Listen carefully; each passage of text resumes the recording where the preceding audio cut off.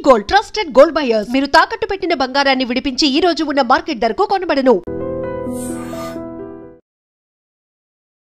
నమస్కారం, welcome to I dream. నేను మీ విజిత. ప్రస్తుతం మనతో పాటు ఉన్నారు ప్రముఖ ఆధ్యాత్మికవేత్త, శ్రీ విద్యా ఉపాసకులు, ఎంతో మందికి మంత్రోపదేశం చేసిన గురువుగారు శ్రీ గురు కరుణామయ్య గారు మనతో పాటు ఉన్నారు. ఇప్పుడు గురుగారితో మాట్లాడి మన సందేహాలన్నింటినీ నివృత్తి చేసుకుందాం. నమస్కారం గురుగారు. శ్రీమాత్రే నమః. గురుగారు, మనకు వారాహి నవరాత్రులు రాబోతున్నాయి. మామూలుగా అందరం కూడా శరన్నవరాత్రులు ఎక్కువ ప్రత్యేకంగా చేసుకుంటాము, అందరికీ తెలిసిన నవరాత్రులు. వారాహి నవరాత్రులు అనేసరికి అమ్మవారు ఉగ్ర రూపం, పేరు వినగానే ఉగ్రంగా అనిపిస్తూ ఉంటుంది, వినటానికే భయంకరంగా. మరి అటువంటి అమ్మవారిని ఈ వారాహి నవరాత్రుల సమయంలో పూజిస్తే మంచిది అని చెప్పి వింటున్నాం. ఉగ్ర రూపాన్ని అందరూ ఆరాధించవచ్చా గురువుగారు? ఈ అమ్మవారు వేరు, ఆ అమ్మవారు వేరు అనుకోవడంలోనే మనం భ్రమల్లో పడుతున్నాం. ఒకే అమ్మవారు మన పరిస్థితులను అనుగురించి మనల్ని రక్షించడం కోసం ఒక్కొక్క రూపంలో వస్తుంది. నిజానికి చెప్పాలంటే ఈ వారాహి నవరాత్రులు ఆషాఢ శుద్ధ పాడ్యం నుండి నవం వరకు వస్తాయి. అప్పుడు శూన్యమాసం అంటారు. ఆ టైంలో మనకి పెళ్ళిళ్ళు ఉండవు, ఏమో శుభకార్యాలు ఉండవు, ఇది శూన్యమే. అక్కడ పండగలు ఉండవు. ఈ టైంలో నా మైండ్ అటు ఇటు ఆలోచించి విపరీత ఆలోచనలకు వెళ్ళి చెడ్డ పనులు, చెడ్డ ఆలోచనలు, చెడ్డ కర్మలు, చెడ్డ మాటలు మాట్లాడడానికి అవకాశం ఉంటుంది. కాబట్టి ఆ సమయంలో నన్ను రక్షించడానికి వచ్చిన దేవత వేరే వారాహి. మరి మీ ఇంట్లో కూడా మీ పిల్లవాడు పెళ్ళైపోయింది కదా, మరి పిల్లలు చెప్పిన మాట వినకపోతే ముందు మెల్లిగా చెప్తారు, మరీ వినకపోతే ఏం చేస్తారు? కసురుతాము, కొడతాము. కొట్టరు, కనీసం ఇలా ఎత్తుతారు. కొట్టేదాకా కూడా ఉంటాయి గురుగారు కొన్ని సందర్భాలు. మరి మీరు ఉగ్రదేవతే కదా, అంతే. మీ పిల్లవాడు మిమ్మల్ని ఉగ్రదేవతను మాట్లాడడం మానేస్తాడు అనుకోండి, ఎలా ఉంటుంది మీకు? ఆ సమయంలో నేను ఆ రూపం ధరించాలి కాబట్టి ధరించేను, కానీ నిజానికి నాకు గుణమే లేదంటుంది అమ్మవారు. నా భ్రమ ఉగ్రదేవత అనుకోవడం. ఆ లెక్కని దుర్గమ్మ వారు కూడా మహిషాసురుని సంహరించింది ఇలా అని. మరి వెజవాడ కనకదుర్గ గుడికి వెళ్ళకండి, ఉగ్రదేవత కదా. ఇది ఎక్కడో ఒక్కదానికే అన్వయిస్తున్నారు. ఏమిటంటే వీళ్ళందరికీ అంటే వారాహి వీళ్ళందరూ కూడా శ్రీ విద్యా తంత్రంలో వచ్చింది, తంత్రం మనకి పనికిరాదు, వైదికానికి పనికిరాదని ఒక వ్యవస్థ క్రియేట్ చేసి ఈవిడ్ని పూజించకూడదన్నారు. కానీ వారాహి దేవత లక్ష్మీదేవి యొక్క ఇంకొక అవతారమే. మనలోనూ లోపం ఉంది, వద్దన్నది మానేస్తున్నాం, కానీ చెయ్యమని చేయమో. అసలే ఇప్పుడు కార్తీక మాసంలో పొద్దున్నే లేచి నీళ్ళ స్నానం చేయమంటారు వీళ్ళే, అది మీరు చెయ్యరు. మరి ఎందుకు వచ్చిన పని ఇంకో పని, ఇది మానేస్తే పర్వాలేదు అనుకుంటారు. అసలు వారాహి అంటే రాహ్ అంటే చీకటి, వ అన్న శబ్దం అమృత శబ్దం, అభయం ఇచ్చేది. ఈవిడ లక్ష్మీదేవి యొక్క ఇంకొక స్వరూపమే. వారాహి అంటే ఇంకొక అనుకుంటారు, కానీ లక్ష్మీదేవి శుభాన్ని తీసుకొస్తుంది. మన ఇంటికి మామిడాకులు తోరణం లాంటివి. కానీ ఇంట్లో దుమ్ము పెట్టుకుని తోరణం కట్టుకుంటే ఏం లాభం? ఉపయోగం లేదు. ఈ దుమ్ము వ్యాక్యూమ్ క్లీన్ చేయడానికి వారాహి కావాలి. ఈ దుమ్ము మనలో ఉన్న దుమ్ము. ఇప్పుడు ఇంత బాగా డ్రెస్ చేసుకుని మొహాన్ని విభూతి బట్టలు పుట్టుకుని లోపల కుళ్ళుకుండా ఉంటే ఏం లాభం? ఈ కుళ్ళును తొలగించి ఇంకో దేవత కావాలి. అందుకే ఆవిడ ఫేసు బోర్ ఫేస్ అంటారు. దానికి ఒక కొమ్ము ఉంటుంది. ఈ కొమ్ముతోటి ఆవిడ పొక్కైన తవ్వినట్టు లోపల తవ్వి తీస్తుంది. ఎక్కడ తీస్తుంది? లోపలే. మనం తప్పంటే ఎవరికి ఒప్పుకోడు, ప్రపంచం తప్పని అనుకుంటాం, కానీ ఇది భరించడం కష్టం. వారాహి అమ్మవారు లక్ష్మీదేవి యొక్క, అందుకే శ్రీచక్రంలో కూడా కుడి పక్క కార్నర్లో మహాలక్ష్మి అన్న మాతృగా దేవత ఉంటే ఎడమ పక్క కార్నర్లో వారాహి అని ఉంటుంది.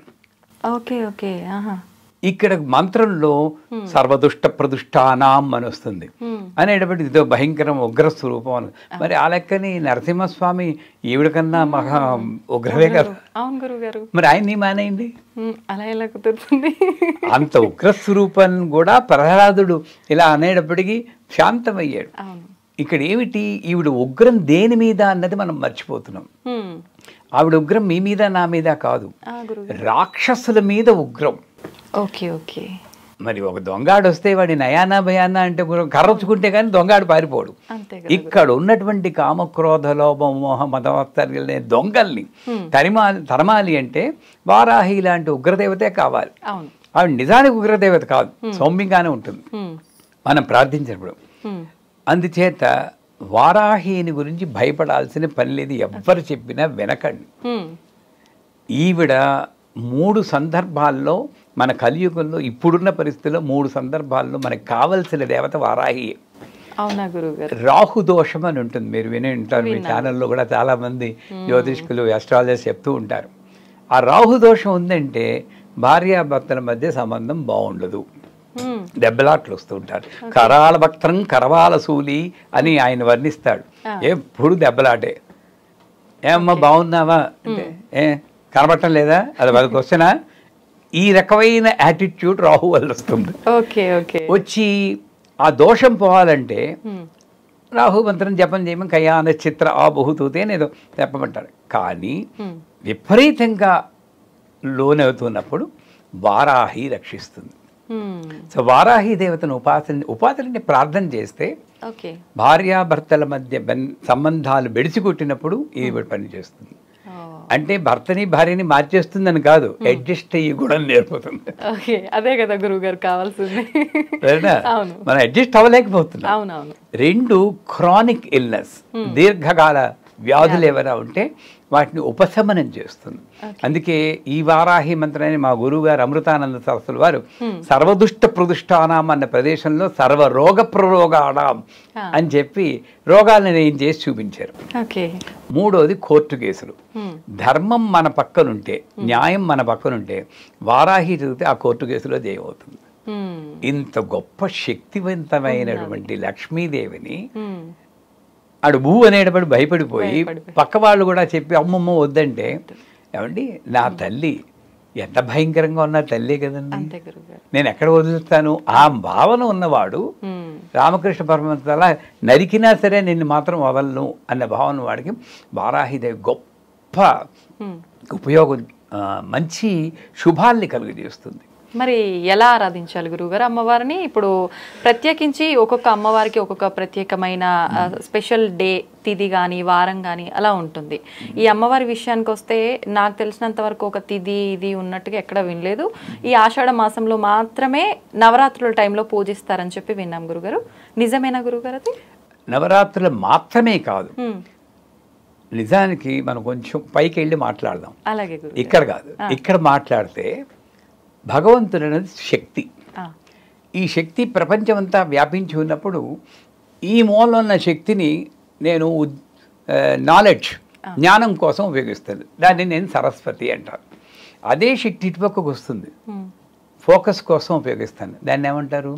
గణపతి అంటాం. ఇక్కడ ఉంటుంది డబ్బు సంపద కోసం, సుఖం కోసం. ఆవిడని ఏమంటారు? ఐశ్వర్యలక్ష్మి. ఐశ్వర్యలక్ష్మి బిరుదు కూడా పెట్టారు. లక్ష్మి అంటేనే ఐశ్వర్యం, మళ్ళీ ఐశ్వర్య. ఇది ప్రజెంట్ డే ట్రెండ్ ఏమిటంటే ఐశ్వర్యలక్ష్మి అని చెప్తే కానీ లక్ష్మి గురించి నిజమే గురువు గారు, ఇవన్నీ యాడెడ్ అనమాట. ఆవిడ మహాలక్ష్మి. సో ఈ పాకెట్స్ లో ఒక్కొక్క పాకెట్ ఒక్కొక్క టైంలో యాక్టివ్గా ఉంటుంది అంతే.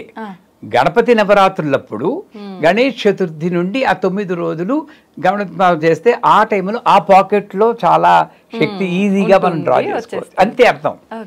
వారాహి యొక్క శక్తి ఈ మూలం ఉంటుంది కాబట్టి ఆవిడ యొక్క శక్తి ఈ ఆషాఢ మాసంలో పాడ్యమి నుండి నవమి దాకా బాగా ఉధృతంగా ఉంటుంది, ఈజీగా కనెక్ట్ అవ్వచ్చు. అంచేత రాబోయే జూలై 6 నుండి 14 దాకా మీరు కెమెరామెన్లు చూసి వాళ్ళు అందరూ ఈజీగా చేయగలిగింది ఒక వారాహిదేవి ఫోటో ఒకటి పెట్టుకుని. గురుగారు, వారాహి అమ్మవారి ఫోటో ఇంట్లో పెట్టుకోవచ్చా అనే సందేహం కూడా చాలా మందికి ఉంది. పెట్టుకోవచ్చా గురుగారు? మన చుట్టాలు, భార్య, భర్త, మేనమావలు వాళ్ళు కూడా భయంకరమైన బిహేవియర్ ఉన్న వాళ్ళు ఉంటారు. వాళ్ళ ఫోటో పెట్టుకుంటున్నారు. వాళ్ళ ఫోటో పెట్టుకోగలుగుతుంది, వారాహి ఫోటో పెట్టి ఏం కష్టం చెప్పండి. ఇక్కడ మైండ్ లో ఎక్కడో తేడా ఉంది నాకు. అసలు భగవంతుడు గుణాతీత, రూపాతీత, నామాతీత, తత్వాతీత, అన్నిటికీ అతీతమైన ఒక భగవత్ శక్తిని నేను గుణం ఆపాదించి అమ్మమ్మమ్మ వీడి దేవుడికి వెళ్ళకూడదు, వీడు చెత్తగాడు అన్నట్టు మానటం. అసలు రాహు కూడా అమ్మవారి స్వరూపమే అంటాను నేను. ఏకైవాహం జగత్యత్ర ద్వితీయా కా మమాపర పశ్యైతే అదుష్ట అని ఆవిడ 10వ చాప్టర్లో రాక్షసుని తిడుతుంది. ఉన్నది నేను ఒక్కతినేరా, అందరూ నా విభూతులే అని. అది చదువుతున్నాం కానీ బుర్రలోకి ఎక్కటం లేదు. వారాహి ఆవిడే, మీరు ఆవిడే, నేను ఆవిడే, ఆవిడ తప్పితే ఇంకోటి లేదు, కృష్ణుడు అదే అన్నాడు. సో ఆ రకంగా చూసినప్పుడు ఆవిడ అమ్మవారి యొక్క స్వరూపం ఈ రూపంలో వస్తుంది. ఇకపోతే ఈ 9 రోజులు ఏం చెయ్యాలి అంటే, రోజు నిత్య పూజ చేస్తాం చేసేవాళ్ళు. ఏమండి, గంధం, పుష్పం, ధూపం, దీపం, నైవేద్యం. అది చేయడం తెలియకపోతే అడగమానండి, మీ ఛానల్ ద్వారా మనం చెప్పిద్దాం. సింపుల్. అది చేసి వారాహమ్మ వారి ఫోటో పెట్టుకొని ఆ ఫోటోకో విగ్రహానికో యంత్రానికో మీ శక్తి కొలిది ఈ పూజ చేయాలి.